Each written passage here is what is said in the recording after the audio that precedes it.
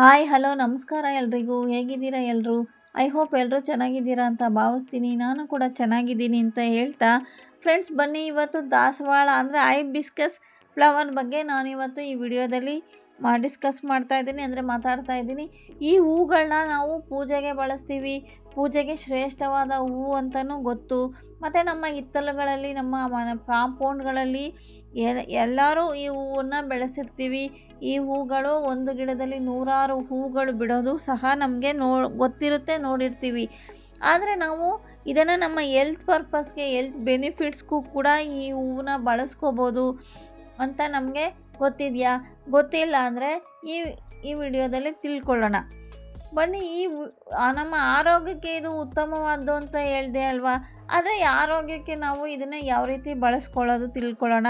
Friends, ಇದನ್ನು ನಾವು tea ರೂಪದಲ್ಲಿ ಬಳಸ್ಬೋದು. ಬನ್ನಿ, ಟೀ ಮಾಡೋದು ಹೇಗೆ ಅಂತ ತಿಳ್ಕೊಳ್ಳೋಣ. ಮೊದಲು ನಾವು ಈ ಟೀ ಮಾಡ್ಕೊಳ್ಳೋದಕ್ಕೆ ಫ್ರೆಶ್ ಆಗಿರೋ ದಾಸವಾಳದ ಹೂಗಳನ್ನು ತಗೋಬೇಕಾಗುತ್ತೆ.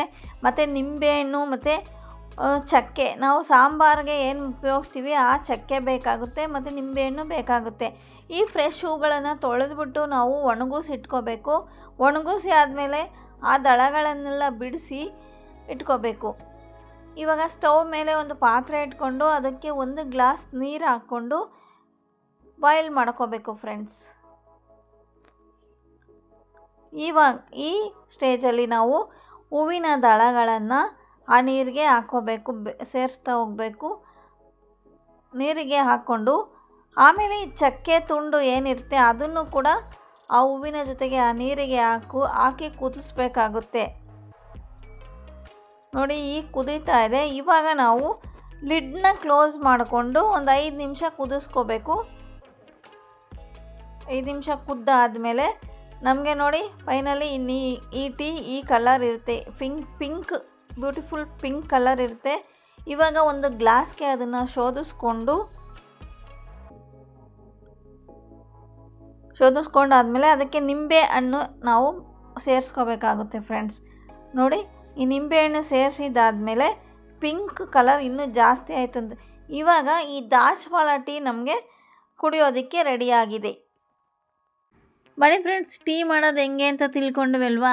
ಹಾಗಾದರೆ ಬನ್ನಿ, ಈ ಟೀನ ನಾವು ಕುಡಿಯೋದ್ರಿಂದ ನಮ್ಗೆ ಏನೆಲ್ಲ ಬೆನಿಫಿಟ್ಸ್ ಸಿಗುತ್ತೆ ಅಂತ ತಿಳ್ಕೊಳ್ಳೋಣ. ಬನ್ನಿ ವಿಡಿಯೋ ಸ್ಟಾರ್ಟ್ ಮಾಡೋಣ. ಫ್ರೆಂಡ್ಸ್, ಈ ದಾಸವಾಳ ಹೂಗಳನ್ನು ಬಳಸೋದ್ರಿಂದ ನಮಗೆ ಅನೇಕ ಪ್ರಯೋಜನಗಳಿವೆ. ಈ ಹೂವು ನಮಗೆ ತುಂಬ ಬೆನಿಫಿಟ್ಸ್ ಕೊಡುತ್ತೆ ಅಂತಲೇ ಹೇಳ್ಬೋದು. ಆಯುರ್ವೇದ ಚಿಕಿತ್ಸಾ ಪದ್ಧತಿಯಲ್ಲಿ ಈ ದಾಸವಾಳಕ್ಕೆ ತನ್ನದೇ ಆದ ಹೆಸರಿದೆ ಫ್ರೆಂಡ್ಸ್. ಈ ದಾಸವಾಳ ಬಳಕೆ ನಮ್ಮ ಆರೋಗ್ಯಕ್ಕೆ ಉತ್ತಮ ಅಂತಲೇ ಹೇಳ್ಬೋದು. ಈ ಹೂವಿನ ಟೀ ಸೇವಿಸುವುದರಿಂದ ನಮ್ಮ ಅನೇಕ ಲಾಭಗಳಿವೆ. ನಮಗೆ ಈ ನಿಯಮಿತವಾಗಿ ಈ ಟೀನ ನಾವು ಕುಡಿತಾ ಬಂದರೆ ನಮ್ಮ ದೇಹದಲ್ಲಿರುವ ಕಲ್ಮಶವನ್ನು ಹೊರಗಡೆ ಹಾಕೋದಕ್ಕೆ ಈ ಟೀ ನಮಗೆ ಸಹಾಯ ಮಾಡುತ್ತೆ. ಅಷ್ಟೇ ಅಲ್ಲ ಫ್ರೆಂಡ್ಸ್, ಯಾರಿಗೆ ಬ್ಲಡ್ ಪ್ರೆಷರ್ ಇದೆ, BP ಇರುತ್ತೆ ಅಂಥವರು ಕೂಡ ಈ ಟೀನ ನಿಯಮಿತವಾಗಿ ಬಳಸ್ತಾ ಬಂದರೆ ಬ್ಲಡ್ ಪ್ರೆಷರ್ನ ಕಡಿಮೆ ಮಾಡಿಕೊಂಡು ಆ BP ಕಾಯಿಲೆಯಿಂದ ಮುಂದೆ ಬರ್ತಕ್ಕಂಥ ಸಮಸ್ಯೆಗಳನ್ನೂ ಕೂಡ ಕಡಿಮೆ ಮಾಡೋದಕ್ಕೆ ಈ ಟೀ ನಮಗೆ ಸಹಾಯ ಮಾಡುತ್ತೆ. ಅಷ್ಟೇ ಅಲ್ಲ, ಯಾರು ಶುಗರ್ ಪೇಷಂಟ್ ಇರ್ತಾರೆ, ನಮ್ಮ ರಕ್ತದಲ್ಲಿ ಸಕ್ಕರೆ ಅಂಶವನ್ನು ಕಡಿಮೆ ಮಾಡೋದಕ್ಕೂ ಈ ದಾಸವಾಳ ಹೂವಿನ ಟೀ ಅಥವಾ ಪಾನೀಯ ತುಂಬ ಒಳ್ಳೆ ರಿಸಲ್ಟ್ ಕೊಡುತ್ತೆ ಅಂತಲೇ ಹೇಳ್ಬೋದು. ಒಟ್ಟಾರೆ ಹೇಳಬೇಕೆಂದ್ರೆ BP ಶುಗರ್ ಕಾಯಿಲೆಗೆ ಇದು ಉತ್ತಮವಾದ ರಾಮಬಾಣ ಅಂತಲೇ ಹೇಳ್ಬೋದು. ಅಷ್ಟೇ ಅಲ್ಲ ಫ್ರೆಂಡ್ಸ್, ನಮ್ಮ ಲಿವರ್ನ ಆರೋಗ್ಯಕ್ಕೂ ಕೂಡ ಇದು ಉತ್ತಮ ಅಂತಲೇ ಹೇಳ್ಬೋದು. ನಮ್ಮ ಲಿವರ್ ಆರೋಗ್ಯವನ್ನು ಹೆಚ್ಚಿಸ್ಕೊಳ್ಳೋದಕ್ಕೆ, ಉತ್ತಮಪಡಿಸ್ಕೊಳ್ಳೋದಕ್ಕೆ ಈ ಟೀ ನಮಗೆ ಅತ್ಯಗತ್ಯವಾಗಿ ಅವಶ್ಯಕವಾಗಿ ಇರುತ್ತೆ ಅಂತಲೇ ಹೇಳ್ಬೋದು. ಇದನ್ನು ನಾವು ನಿಯಮಿತವಾಗಿ ಸೇವಿಸ್ತಾ ಇದ್ದರೆ ನಮ್ಮ ಲಿವರ್ನ ಆರೋಗ್ಯ ಚೆನ್ನಾಗಿರುತ್ತೆ. ನಮ್ಮ ಲಿವರ್ನ ಆರೋಗ್ಯ ಚೆನ್ನಾಗಿದ್ದಾಗ ನಮ್ಮ ದೇಹದ ಆರೋಗ್ಯ ಕೂಡ ತುಂಬ ಚೆನ್ನಾಗಿರುತ್ತೆ ಅಂತಲೇ ಹೇಳ್ಬೋದು. ಅಷ್ಟೇ ಅಲ್ಲ ಫ್ರೆಂಡ್ಸ್, ಈ ದಾಸವಾಳ ಹೂವಿನ ಟೀ ನಾವು ಶುರು ಮಾಡಿದ್ಮೇಲೆ ನಮ್ಮ ವೆಯ್ಟ್ ಲಾಸ್ ಕೂಡ ಬಹುಬೇಗ ಕಡಿಮೆ ಆಗುತ್ತೆ. ನಮ್ಮ ದೇಹದಲ್ಲಿ HDL ಕೊಲೆಸ್ಟ್ರಾಲ್ನ ಜಾಸ್ತಿ ಮಾಡಿ LDL ಕೊಲೆಸ್ಟ್ರಾಲ್ನ ಕಡಿಮೆ ಮಾಡಿ ನಮ್ಮ ಕೊಬ್ಬನ್ನು ಕೂಡ ಆದಷ್ಟು ಬೇಗ ಕಡಿಮೆ ಮಾಡಿ ಒಬೇಸಿಟಿಯಿಂದ ಹೊರಗಡೆ ಬರೋದಕ್ಕೆ ಈ ಟೀ ನಮಗೆ ಸಹಾಯ ಮಾಡುತ್ತೆ. ಇದು ನಮ್ಮ ಕೆಟ್ಟ ಕೊಲೆಸ್ಟ್ರಾಲ್ನ ಕಡಿಮೆ ಮಾಡೋದು ಅಲ್ಲದೆ ಒಳ್ಳೆಯ ಕೊಲೆಸ್ಟ್ರಾಲ್ನ ಜಾಸ್ತಿ ಮಾಡೋದ್ರಿಂದ ನಮ್ಮ ಹೃದಯದ ಆರೋಗ್ಯ ಕೂಡ ಚೆನ್ನಾಗಿರುತ್ತೆ. ಏಕೆಂದರೆ ನಮ್ಮ ಹೃದಯದ ಆರೋಗ್ಯ ಕೆಡಬೇಕು ಅಂದರೆ ನಮಗೆ ಕೊಲೆಸ್ಟ್ರಾಲಿಂದನೇ ಅಂತಲೇ ನಮಗೆಲ್ಲ ಗೊತ್ತೇ ಇದೆ ಫ್ರೆಂಡ್ಸ್. ಸೊ ಆ ಕೊಲೆಸ್ಟ್ರಾಲ್ನ ಕಡಿಮೆ ಮಾಡಿ ಒಳ್ಳೆಯ ಕೊಲೆಸ್ಟ್ರಾಲ್ನ ಹೆಚ್ಚಿಸುವುದಕ್ಕೆ ಸಹಾಯ ಮಾಡೋದರಿಂದ ಹೃದಯ ಸಂಬಂಧ ಸಮಸ್ಯೆಗಳು ಬರದಂತೆ ನಾವು ಹೃದಯವನ್ನು ಚೆನ್ನಾಗಿ ಇಟ್ಕೊಳ್ಳೋದಕ್ಕೆ ಈ ಅಬ್ಬಿಕಾಸ್ ಟೀ ಅಂದರೆ ಈ ದಾಸವಾಳ ಟೀ ನಮಗೆ ಒಳ್ಳೆ ರಿಸಲ್ಟ್ನ ಕೊಡುತ್ತೆ, ಸಹಾಯ ಮಾಡುತ್ತೆ ಅಂತಲೇ ಹೇಳ್ಬೋದು. ಅಷ್ಟೇ ಅಲ್ಲ ಫ್ರೆಂಡ್ಸ್, ಇದು ನಮ್ಮ ಚರ್ಮಕ್ಕೂ ಕೂಡ ತುಂಬ ಒಳ್ಳೆಯದು. ಇದು ಟೀ ನಿಯಮಿತವಾಗಿ ಕುಡಿತಾ ಬಂದರೆ ನಮ್ಮ ಚರ್ಮ ಚೆನ್ನಾಗಿರುತ್ತೆ, ರಕ್ತ ಶುದ್ಧಿ ಆಗುತ್ತೆ ಅಂತಲೇ ಹೇಳ್ಬೋದು. ಈ ದಾಸವಾಳ ಎಲೆಯ ರಸವನ್ನು ನಮ್ಮ ಮುಖಕ್ಕೆ ಹಚ್ಚುವುದರಿಂದ ಚರ್ಮ ಮೃದುವಾಗುತ್ತೆ, ಚರ್ಮ ಹೊಳಪು ಕೂಡ ಬರುತ್ತೆ ಅಂತಲೇ ಹೇಳ್ಬೋದು. ಇದು ನಮ್ಮ ಚರ್ಮಕ್ಕೆ ಅಷ್ಟೇ ಅಲ್ಲದೆ ನಮ್ಮ ಕೂದಲಿಗೂ ತುಂಬ ರಾಮಬಾಣವಾಗಿ ಕೆಲಸ ಮಾಡುತ್ತೆ ಈ ದಾಸವಾಳ ಹೂವು ಅಥವಾ ದಾಸವಾಳ ಎಲೆ. ಈ ದಾಸವಾಳ ಹೂವು ಮತ್ತು ಎಲೆಯನ್ನು ಚೆನ್ನಾಗಿ ಪೇಸ್ಟ್ ಮಾಡಿಕೊಂಡು ಆ ಪೇಸ್ಟನ್ನು ಕೂದಲಿಗೆ ಹಚ್ತಾ ಬಂದರೆ ನಮ್ಮ ಕೂದಲಿನ ಸಮಸ್ಯೆಗಳು ಕೂಡ ಬಹುಬೇಗ ಬಗೆಹರಿಯುತ್ತೆ. ನಮ್ಮ ಕೂದಲು ಉದುರುವುದು ಕಡಿಮೆ ಆಗುತ್ತೆ, ಉದ್ದ ಕೂದಲು ಬರೋದಕ್ಕೆ ಸಾಧ್ಯ ಆಗುತ್ತೆ, ಹೊಸ ಕೂದಲು ಸಹ ಹುಟ್ಟೋದಕ್ಕೆ ಸಾಧ್ಯ ಆಗುತ್ತೆ. ಅಷ್ಟೇ ಅಲ್ಲ, ನಮ್ಮ ಕೂದಲ ಹೊಳಪು ಶೈನಿಂಗ್ ಕೂಡ ಜಾಸ್ತಿ ಆಗುತ್ತೆ ಅಂತಲೇ ಹೇಳ್ಬೋದು. ಸೊ ಹಾಗಾಗಿ ಇದು ಕೂದಲ ಆರೋಗ್ಯಕ್ಕೂ ಕೂಡ ತುಂಬ ಒಳ್ಳೆಯದು ಅಂತ ಹೇಳ್ತಾರೆ.